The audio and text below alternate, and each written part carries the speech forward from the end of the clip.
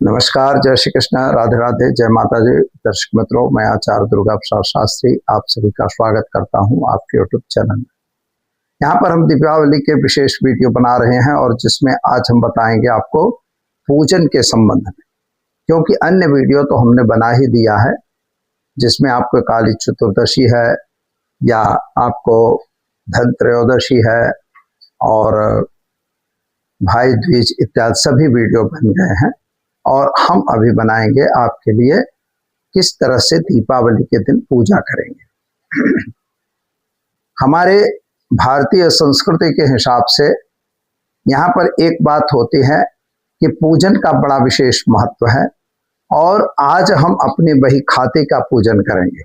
दीपावली का प्रसंग जिस दिन होता है यानी दीपावली के दिन हम अपने बही खातों का पूजा करते हैं, जिसमें लक्ष्मी पूजन भी होता है, तुला पूजन होता है, महाकाली महालक्ष्मी का पूजन होता है। इसके बाद आप समझिए कि तिजोरी का और तराजू का भी पूजन किया जाता है। तो मित्रों, यह पर्व अत्यंत महत्वपूर्ण है। वास्तविक रूप से यह पर्व अंधकार पर प्रकाश का विजय है, यानी अधर्म पर धर्म का विजय है। और आज आपका मेन दिन है अपनी लक्ष्मी का पूजन, और लक्ष्मी में हम लोग अपने बही खातों का पूजन करते हैं और सभी बड़े व्यापारी तो करते ही हैं। कंप्यूटर के जमाने में भी पुस्तकें रखी जाती हैं, आज भी उनका पूजन किया जाता है। जो उनकी डायरी या जो भी है उसको बना के पूजा किया जाता है। कंप्यूटर का भी पूजन हो सकता है। तो चलिए शुरू करेंगे। पहले किस तरह से आप पूजन करेंगे। तो मित्रों, पूजन के लिए सामग्री तो आप समझ लीजिए कि जो नॉर्मल सामग्री होती है, अबीर गुलाल कंकु चावल वगैरह आपको रखना ही चाहिए। हल्दी चाहिए, हल्दी की गांठें चाहिए, कमल गट्टे चाहिए। इसके अतिरिक्त कमल के पुष्प होने चाहिए और लाल पुष्प और कोई भी पुष्प भी ले सकते हैं, विविध पुष्प होने चाहिए। दुर्वा खास तौर पर होनी चाहिए। एक छोटी सी ककड़ी आती है, पेंटा जिसको कहते हैं, वो भी होना चाहिए। वो बैर जो जंगलों वाली बैर है वह भी रखी जाती है। और इसके अतिरिक्त गन्ना मतलब ईख जिसको कहते हैं, तो गन्ने का भी प्रयोग होता है, उसका भी प्रयोग यहाँ होना आवश्यक होता है। ये हर चीजें आपको लाना है। एक कलश का लोटा होना चाहिए, पान के पत्ते होने चाहिए, आम की टेरी या तो आम की टेरी विशेष महत्व रखती है। पशुपालक के तोरण वगैरह अपने संस्थान में लगा सकते हैं। ये सब लगाने के बाद आपको महालक्ष्मी का फोटो या महालक्ष्मी का अगर यंत्र है तो अच्छी चीज है, श्री यंत्र है तो और अच्छी चीज है, नहीं है तो कोई दिक्कत नहीं है, सुपारी रख के भी आप पूजन कर सकते हैं। और अपने जो बही खाते लाए हैं उन सभी बही खातों को लिखा जाता है। मित्रों, आप जानते हैं कि बही खाते जो हैं वो सरस्वती स्वरूप हैं। उसमें जो लेख होता है, हिसाब होता है, वो महालक्ष्मी का स्वरूप है। और उसी के साथ साथ वहाँ पर हम जो कलम और दावात का प्रयोग करते हैं तो वह जो है वह एक्चुअली में महाकाली है। इस तरह से महाकाली, महालक्ष्मी, महासरस्वती का पूजन किया जाता है। शाम सबसे पहले हमें क्या करना चाहिए, तो गणपति की स्थापना होती है और षोडश मातृकाओं की स्थापना, साथ में माँ भगवती जगदम्बिका स्थापना, नवग्रह देवताओं की भी स्थापना आपको करनी चाहिए। इसके बाद कलश स्थापन होता है और कलश में एक नारियल होना ही चाहिए। उसको भी मौली वगैरह बांध के कलश में और नारियल में मौली बांध के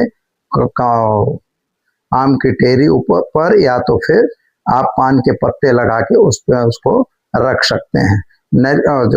जो कलश होता है उसके चारों तरफ आपको तिलक करना होता है। और उसका एक नियम ऐसा है कि जैसे कलशस्य मुखे विष्णु, कंठे रुद्रस्मास्ता, मूले तत्र स्थो ब्रह्मा, मध्य मातृगणस्ता, कुक्षो तो सागरा सर्वे सप्तदीपा वसुंधरा। ऐसा माना जाता है कि सभी सागर इसमें आ गए, सभी पवित्र नदियां आ गई और यह कलश का पानी पवित्र हुआ। क्योंकि मित्रों, पानी पवित्र होता है, उसी पानी से भगवान का स्नान होता है। और माता लक्ष्मी जो है आज आपके यहाँ पधार रही हैं, तो महालक्ष्मी के लिए आपको श्री यंत्र वगैरह हैं तो उनका पूजन करना है। किसी ब्राह्मण को भी आप बुला सकते हैं, लेकिन अगर नहीं है उनके लिए माता के लिए संपूर्ण वस्त्र आपको लाना चाहिए। भाव होता है, भाव से ही भगवान प्रसन्न होते हैं। तो संपूर्ण वस्त्र आपको लाना होता है और साथ में उनको स्थापन बाजट पर यानी चौकी पर स्थापन करके और इसके बाद पूजन प्रारंभ होता है। स्वस्ति वाचन पहले किया जाता है। स्वस्ति न इंद्रो वृद्धस्रवाः स्वस्ति न पूषा विश्ववेदाः इत्यादि मंत्र हैं। या श्री स्वयं सुकृतिनाम भुवनेश्वर लक्ष्मी पापात्मना कृताम हृदेश बुद्धि श्रद्धा स्ताकृजनम प्रभवस्य लज्जाताम ताम नतास परिपालय देव विश्वम। इस तरह से माता माँ लक्ष्मी को आवाहित किया जाता है, उनका स्वागत किया जाता है। इसके बाद आपको अपने तिलक लगाना है मस्तक पे ना, और मौली वगैरह बंधवा लेनी चाहिए। और इसके बाद आपको फूल और अक्षत लेके संकल्प छोड़ना होता है कि आज मैं माँ लक्ष्मी का पूजन कर रहा हूँ, साथ साथ हमारे बही खातों का भी पूजन कर रहे हैं। इसके बाद आप माता को अगर मूर्ति या है तो उसको आप अभिषेक और स्नान सब कुछ करा सकते हैं। 2 थाली होनी चाहिए, पीतल की, तांबे की या तो चांदी की, जो भी आपकी कैपेसिटी हो उस प्रकार से।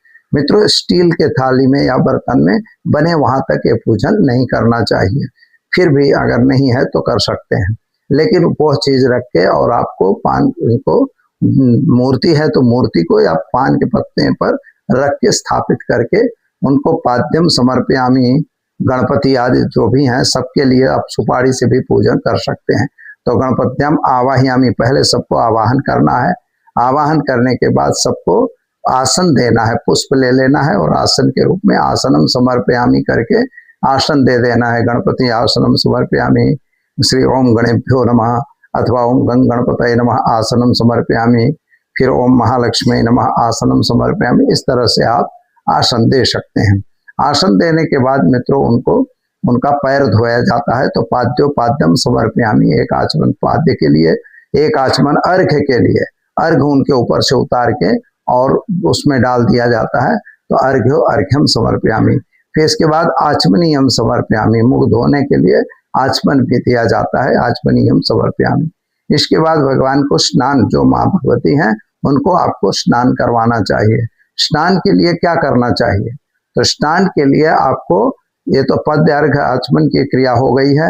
अब आसन के लिए आपको स्नान कराने के लिए आपको माँ भगवती के को पहले शुद्धोदक स्नान करा के, इसके बाद दधि स्नानम समर्पयामि, फिर घृत स्नानम समर्पयामि, पय स्नानम समर्पयामि, शर्करा स्नानम समर्पयामि और मधु स्नानम समर्पयामि। 5 स्नान होते हैं, जिसमें पहले दूध का स्नान यानी दुग्ध स्नानम समर्पयामि अथवा पय स्नानम समर्पयामि। इसके बाद दधि स्नानम समर्पयामि, फिर घृत स्नानम समर्पयामि, फिर मधु स्नानम समर्पयामि और इसके बाद हमें शर्करा स्नानम समर्पयामि, फिर शुद्धोदक स्नानम समर्पयामि। फिर उनका अभिषेक श्री सुक्ता इत्यादि मंत्रों से आपको करवा लेना चाहिए। इसके बाद उनको पोंछ धो के और आप व्यवस्थित रखिए, उनको अपना मतलब वस्त्र पहनाइए। वस्त्र लाए हैं तो वस्त्र उनको प्रदान करिए और इसके बाद भाव करिए, नारद छड़ी जो होती है मतलब कलावा, उसके से द्वारा वस्त्र पहना दीजिए। इसके बाद उन पर पुष्प लगाइए, चंदन से उनका चंदन, कुमकुम, अबीर, गुलाल जो भी आपके पास है सबसे उनको पहले पूजन कीजिए। पूजन करने के बाद पुष्प माल्यार्पण होता है, अक्षत उन पर छोड़ा जाता है। सर्वाभावे अक्षतम समर्पयामि। इसके बाद धूप दीप नैवेद्य यह जरूर देना चाहिए। वहां पर अत्र लाए हो तो इत्र से भी स्नान कराया जाता है। स्नान के समय उद्वर्तन स्नान करवा दिया जाता है और स्नान के बाद मित्रों उनके पास आपको हर चीज लाके फिर नैवेद्य में मित्रों 5 प्रकार के फल, 5 प्रकार के मेवे, सूखे मेवे और मिठाई भी आपको लानी चाहिए। जो मिठाई अच्छी से अच्छी लानी चाहिए और भगवान माता जी को भोग लगाना चाहिए। दीपक पहले ही घी के और तेल के 2 दीपक आप जला लेना चाहिए। कानूनी यह है कि 6 दीपक कम से कम आपको जलाना चाहिए। 6 दीपक से आपके वास्तु दोष की भी शांति हो सकती है, इसलिए 6 दीपक जलाना चाहिए। और पहला दीपक जो है तो उसमें 2 लौंग डालनी चाहिए। दूसरा एक दीपक है जिसमें आपको 2 इलायची डालनी चाहिए। एक दीपक में आपको कपूर रख देना चाहिए और इस तरह से 3 दीपक हो गए।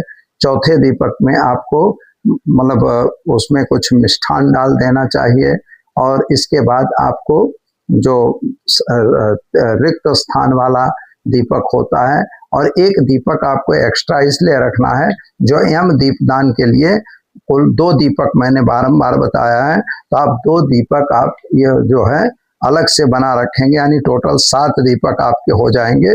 और सातों 7 दीपक को आपको पहले उनका पूजन, जैसे माता लक्ष्मी का पूजन पूरा हो जाता है, तो माता लक्ष्मी के पूजन के बाद आप उन दीपक का पूजन करके और उनको भोग नैवेद्य रखा देकर, मतलब प्राणाय स्वाहा, अपानाय स्वाहा, व्यानाय स्वाहा, उदानाय स्वाहा, समानाय स्वाहा, इस तरह से उनको 5 बार और खिलाने के बाद महालक्ष्मी नमः 5 बार मंत्र बोलना है।